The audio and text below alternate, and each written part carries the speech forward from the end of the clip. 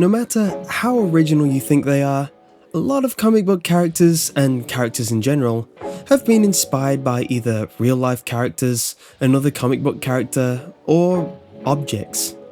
With that in mind, here is my top 10 real-life inspirations for comic book characters.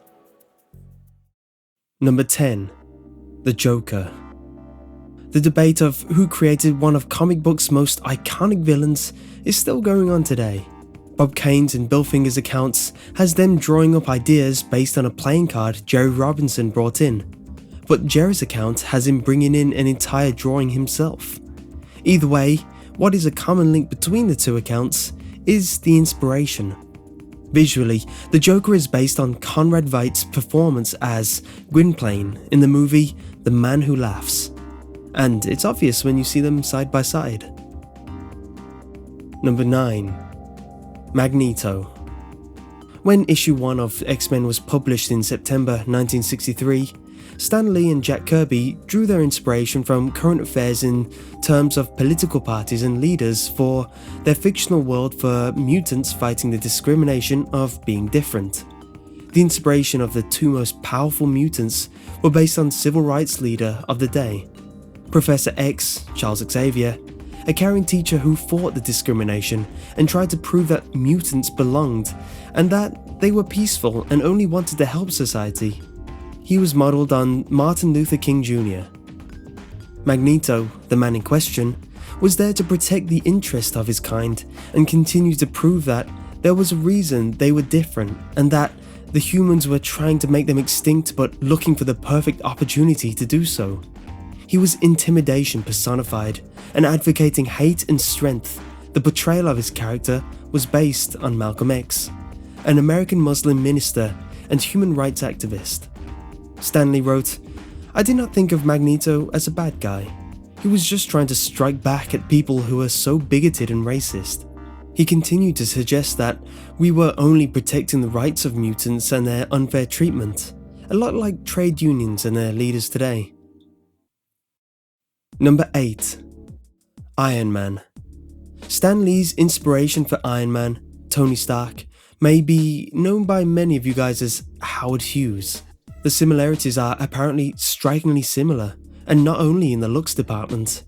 Both inherited a large fortune from their fathers, and both were bachelors. Both provided military hardware to the US during the Cold War. Stan Lee even told the real millionaire himself that he was going to call Tony's father Howard. Lee described Hughes as one of the most colourful men of all time.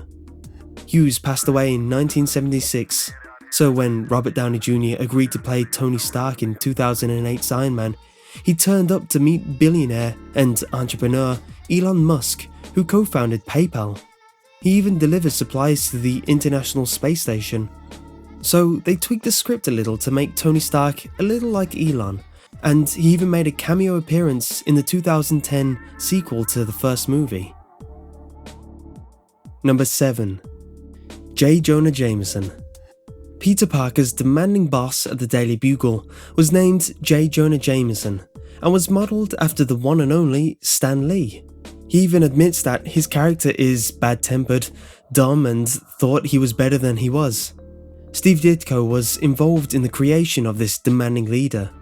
Lee and Ditko liked the irony of having Peter Parker work for a boss that hated his alter ego.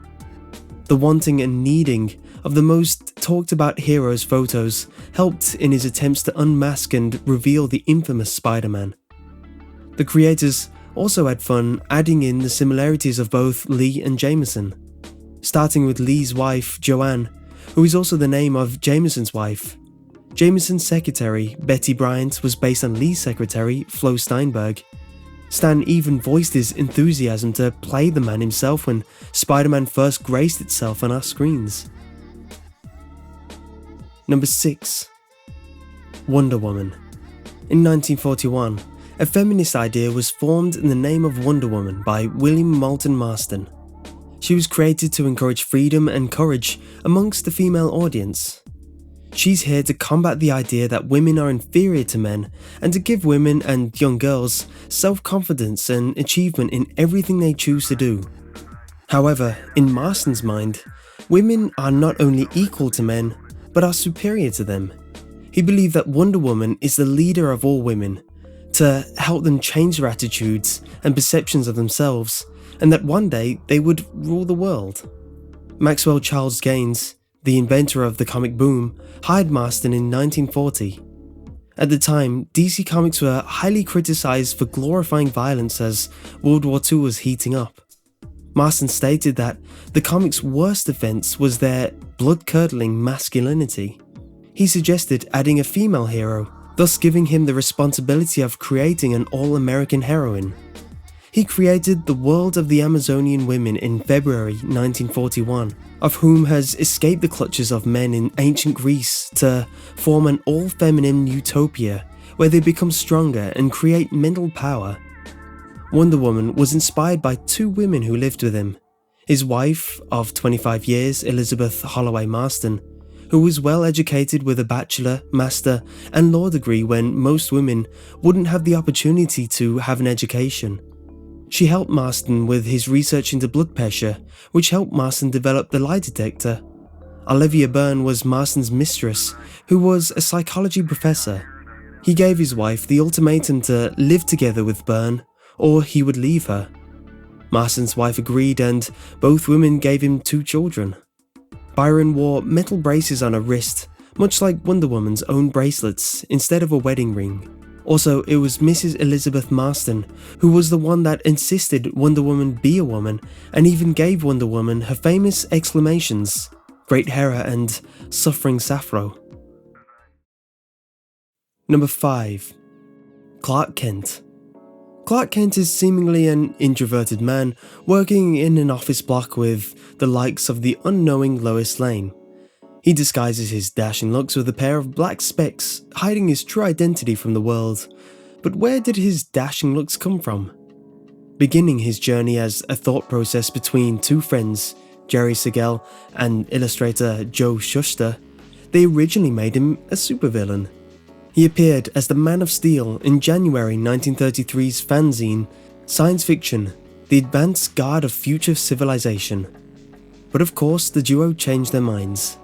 5 years later, they took their inspiration from biblical figures such as Moses and Samson, and other fictional heroes such as Hercules for their morals and upstanding in society. They reshaped this biblical superhuman Superman into one of movies' favourite actors, Douglas Fairbanks. His alter ego, Clark Kent, came to being by using the first names of Clark Gable and Kent Taylor, designed to disguise Superman as a regular person just like you and I.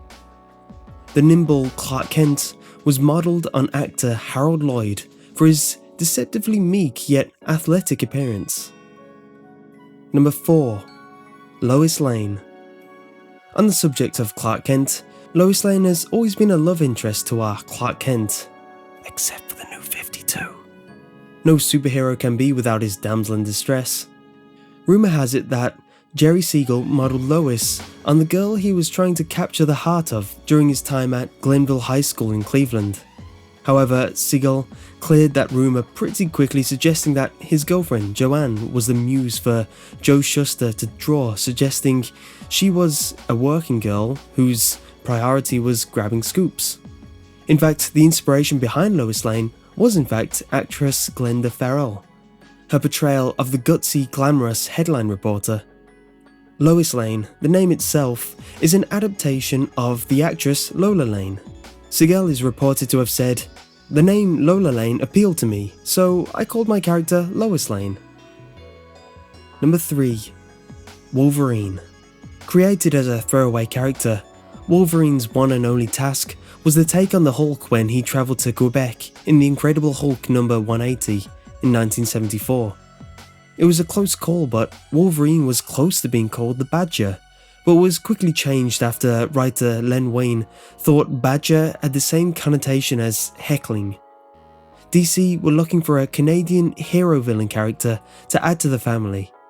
By the time John Byrne joined the company, Wolverine's character had been neglected and only joined the X-Men team in number 94. Byrne spent the next few years developing a story for the now iconic character he is today.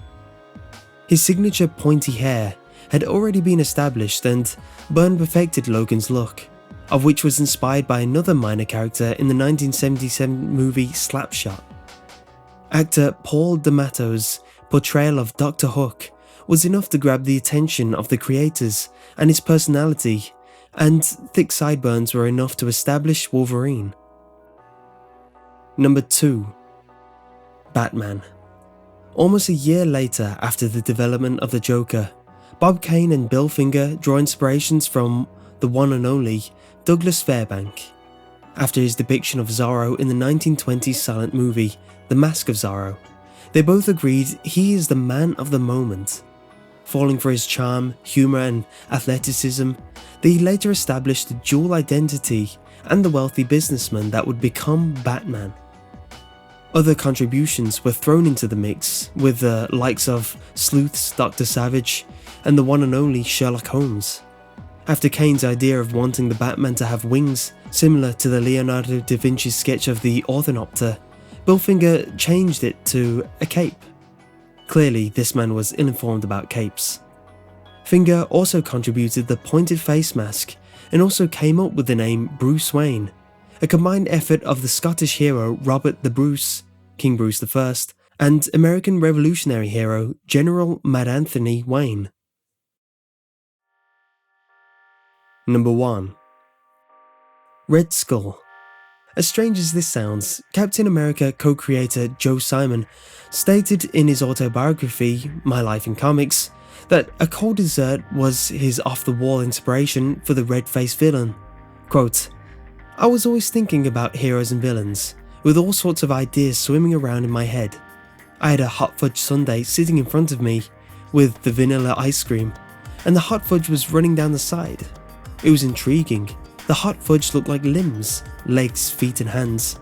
And I'm thinking to myself, gee, this would make an interesting villain, I mused. We'll call him Hot Fudge. Just put a face in him and have him ooze all over the place. But I looked again at the sundae and saw the big cherry on top. The cherry looked like a skull.